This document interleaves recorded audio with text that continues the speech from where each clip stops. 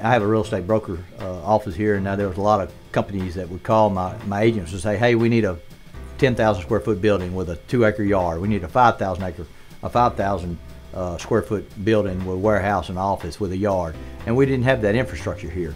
So they were calling daily. And so because of that, it gave me the idea to build an industrial park. But I went to the economic development and I said, I've got a great idea. I need this, because there's companies coming to Center Texas that need all these building and warehouses, and they will create jobs. And I need that.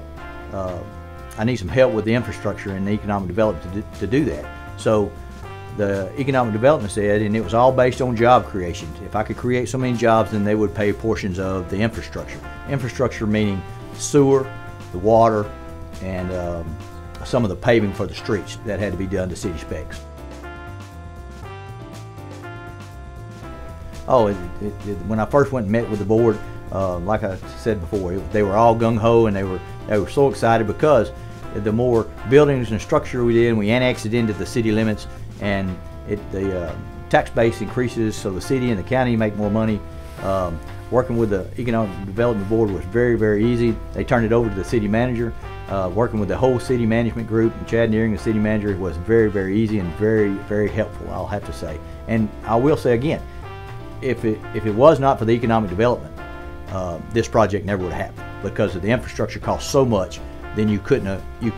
It's not bankable, and a bank won't let you borrow the money to put these buildings in because so much cost couldn't pay the note.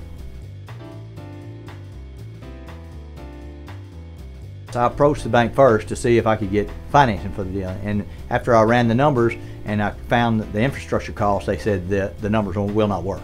So they said, Murray, what you need to do is get some, if we can go to the economic development, or my thought was, how am I going to get this project to work? So I actually went to the economic development, and by doing that, they paid for the deal. And then after I took that back to the bank, and I said, I just need to borrow this much money because I'm going to get help from the economic development and the city of Center. They said, yes, it'll work. So they financed my project.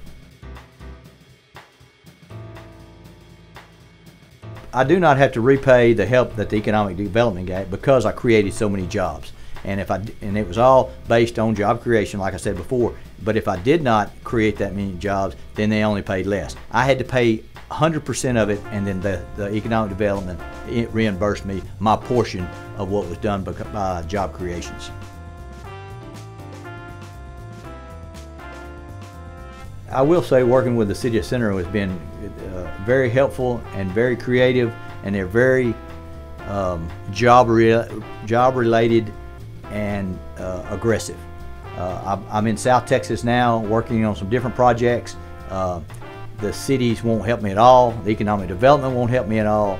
And a lot of that is because they don't have the money, they don't have the infrastructure. So they want us developers to pay for 100% of it, which is harder and harder to get a bank to look at that project and say, yes, I'll help you with it.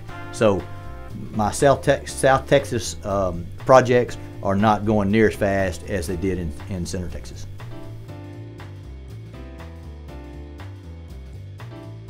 I will say one thing in closing, that in the city of Center, all the towns that I've ever worked with, in South Texas, in West Texas, and now I'm in East Texas, the city of Center has been A, the quickest to work with, B, the easiest to work with, and C, the most aggressive.